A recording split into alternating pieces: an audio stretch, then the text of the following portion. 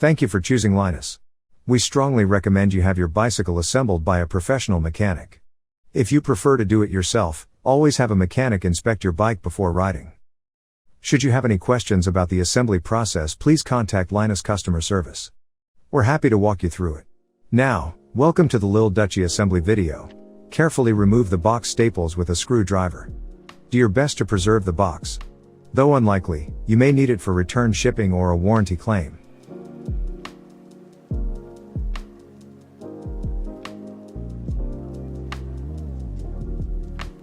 Inside, you will find some smaller inner boxes. Check the contents. You should find pedals, bell. For 16-inch bikes you'll also find training wheels, brackets and hardware. Touch-up paint, reflectors, and an owner's manual. There should also be a toolbox with a 15mm box wrench, grease and applicator brush, as well as a 6, 5, and 4mm hex wrench. To remove the packaging, we recommend using a wire clipper to cut the zip ties. Always be extremely careful to avoid contact with the bike, or you could scratch the paint. We recommend not removing the plastic fork protector until you are ready to insert the wheel. With a 6mm hex wrench, loosen the bolt at the top of the handlebar stem. This will allow you to remove the plastic cap at the bottom of the stem. Apply grease to the bottom of the stem. Insert the handlebar stem into the frame. Pay special attention to minimum insertion line on the neck of the stem. For your safety, it is important that the stem is inserted past the insertion line. Now, firmly lock down the stem bolt.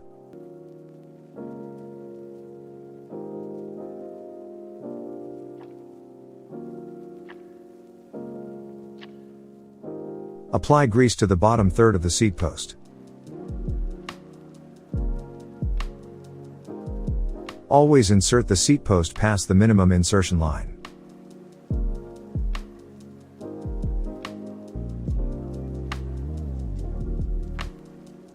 There is a right pedal and a left pedal.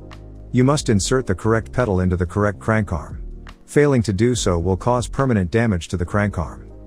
Identify pedals as either the right or left side, by an R or an L, stamped at the end of the spindle. Apply grease to the thread. Insert the right pedal into the right crank arm, by rotating the spindle clockwise. Fully tighten the pedal with the open end of a 15mm wrench, use enough force that the wrench leaves an impression on your hand. Insert the left pedal into the left crank arm, by rotating the spindle counterclockwise. Prepare the wheel by loosening both axle nuts, about 1/2 inch. The correct orientation of the wheel is indicated by an arrow on the side of the tire wall. Remove the plastic protection from the fork. Pay special attention that both sides of the axle are resting firmly against the fork end and that the wheel is centered between the fork blades. Finger tighten both axle nuts as far as you can. Use a 15mm box wrench to tighten the nuts. Use enough force that the wrench leaves an impression on your hand.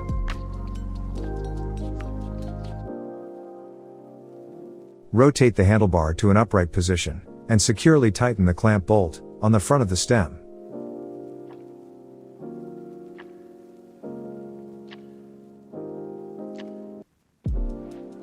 Standing over the front wheel, visually align the stem so it is centered with the tire.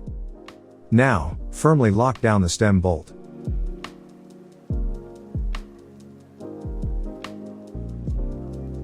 You will need a 12 and 13mm box wrench for assembly. Remove the nut and washer. Guide the bolt through the wheel and the bracket. Add the washer and nut. Tighten the nut using both wrenches. Finally, make sure the wheels spin freely.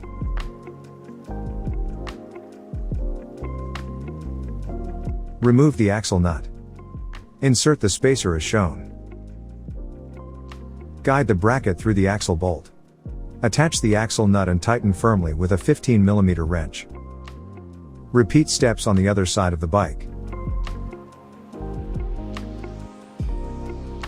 Attach the red, rear reflector to the seat post. Attach the white front reflector to the handlebar stem. Attach the bell to the handlebar.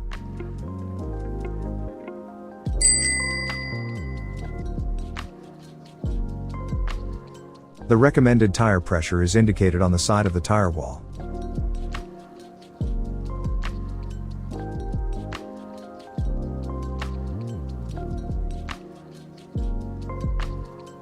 Apply rotational force to the saddle. It should not rotate independently of the frame. Secure the front wheel with your legs, and attempt to rotate the handlebar. The handlebar should not rotate independently of the front wheel. And finally, make sure that the wheels spin freely and that the coaster brake works as designed.